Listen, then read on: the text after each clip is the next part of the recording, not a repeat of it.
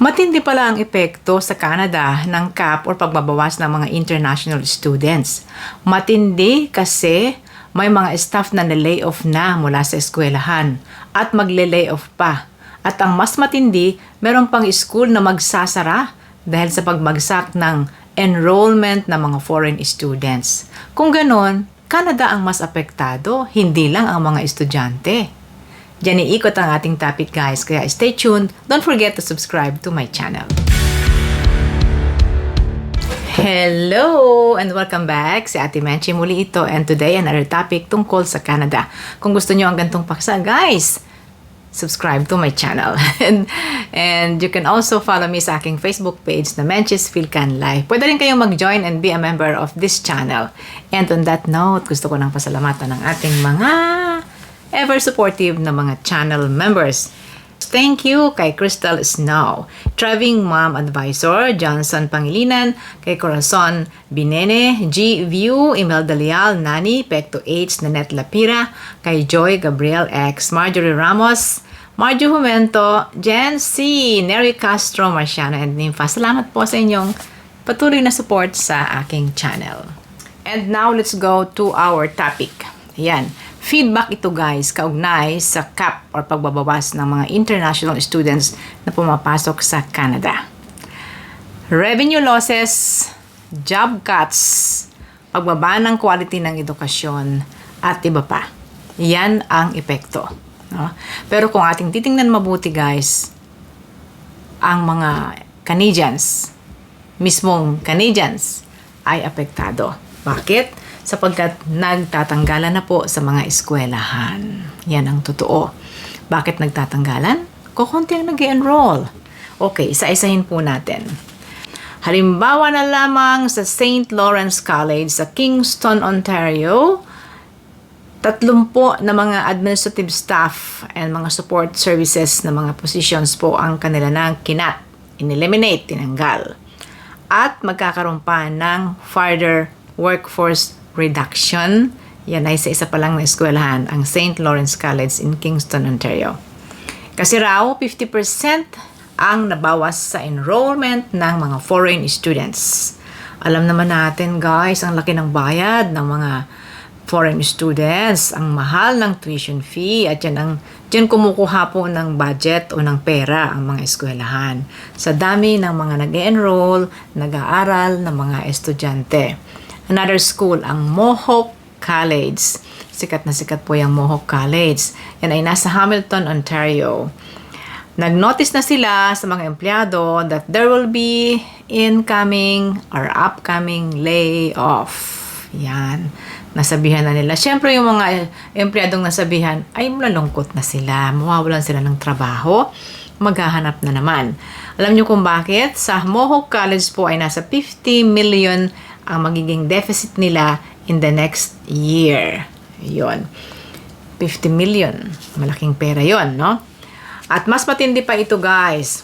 Seneca Polytechnic College, magsasara ng isang branch nila o ng isang school nila dito sa Markham, Ontario. Bakit magsasara? Dahil sa pagbagsak po ng enrollment ng mga foreign students. Magsasara. Pansamantala lang naman ang pagsasara, pero gaano karaming empleyado, teachers, at iba pang support staff ang mawawalan ng trabaho. Di ba? So, that will contribute to the unemployment ng isang bayan o ng isang syudad sa Canada. Ang Algonquin College na nasa Ottawa is facing a $32 million losses dahil sa kukunti ang papasok na tuition fee. Ang tuition fee po ng isang international student ay times 3 ng tuition fee ng isang Canadian or permanent resident na estudyante. Times 3. So, kung halimbawa 7,000 ang tuition ng isang Canadian student, times 3 mo yan, 21,000. Ganon kalaki ang agwat, no? At kalaki ng perang pumapasok sa isang eskwelahan. Okay, let's go somewhere else. University of Windsor sa Ontario, ang sabi, we expect layoffs and they are going to be immediate, mabilisan. It will be ongoing and we will expect every category of employees in the university will be affected. Yun, layoff now, layoff later, and layoff pa later. Ayun. Wow, yun po ang projection ng University of Windsor. Carleton University, ang deficit daw nila is more than 26 million. There's a 55% na decline sa enrollment. Oh, wow. Dahil ang karugtong noon, magbabawas din ng empleyado ang Carleton University. Overall guys, sinasabi ng Council of Ontario Universities na aabutin ng 1 billion in 2 years ang kanilang magiging losses, financial deficit sa pagbaba ng enrollment. So, ang ibig sabihin nito, kapag lumit ang kanilang income, kukunti rin ang kanilang perang gagastusin. Di po ba? Ayun. Ang background kasi nito guys, ano ba nangyari? Bakit nagkaganito? Nagkaganito po kasi mukhang napasobra ang pinapasok ng mga international students after the pandemic. Ano po?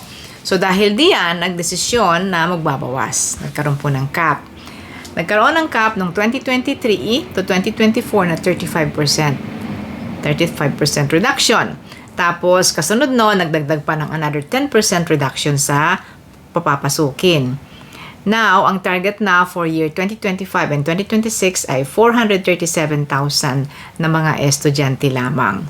Sa ngayon po ay mahigit 1 milyon ang mga may hawak ng study permit dito sa Canada. So, more than one half of that will go out of Canada. Yun. So, sa pagliit na yan ng target, guys, pagliit din ang kita ng mga eskwelahan.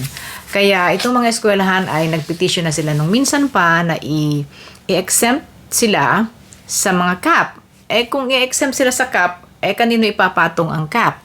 Diba? Ay sila na nga po ang target. So, dahil dyan, naglagay naman ng pondo ang gobyerno. 900 million for 2 years na panggastos. Saan kaya aabot yung 900 million? Yun daw po ay panggastos sa mga repair, ng mga eskwelahan, sa mga research, sa mga iba't ibang sa iba't ibang technology, at ipa-prioritize ang eskwelahan na very much in need para punduhan ng 900 million. Yun. So, ang sabi naman ng iba, mabigyan kaya sila ng 900 million na yan? Mabahaginan kaya sila? At I think that's not enough para suportahan ang losses ng mga eskwelahan.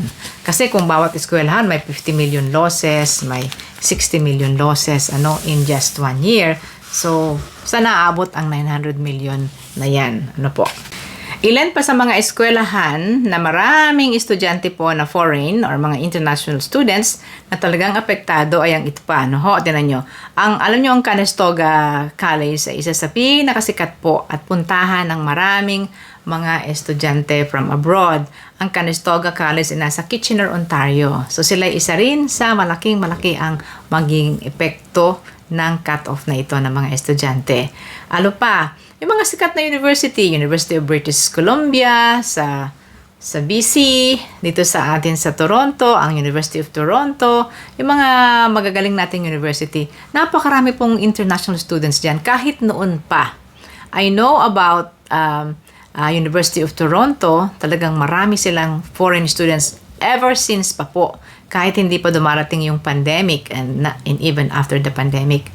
I know kasi mismo ang anak ko po ay naging admission employee ng University of Toronto for just a short while. At ang trabaho talaga niya, and this is before the pandemic, ang trabaho niya ay mag-assess ng mga foreign students because there are so many foreign students sa University of Toronto.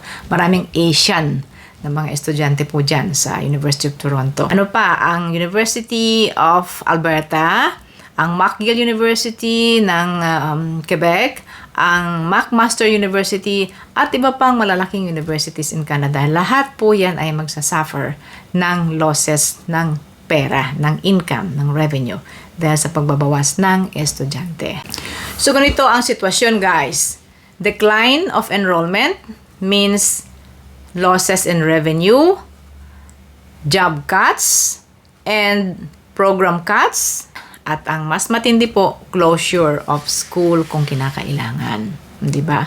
So, epektado ang Canada, ang business, ang employment, at iba pa. Ang sabi po ng mga marurunong sa eskwelahan, ito ang kanilang nakikitang epekto ng pagbabawas ng mga estudyante. Damage ng kanilang operating cost. Pag kulang ang kanilang operating cost, marami silang hindi mapupuntuhan ng mga facilities and programs ng eskwelahan. It could also result in the lower quality of education. Diba? Kapag kulang ka sa facilities, kulang ka sa mga gamit, kulang ka sa aparatos, instrumento, etc., maaaring makulangan ka ng pagtuturo. So, low quality of education can happen. And lastly, ang reputation ng Canada bilang isang magaling na educational institution ay maaaring maapektuhan. Pagkasira ng reputasyon ng Canada bilang isang hub for education. Diba?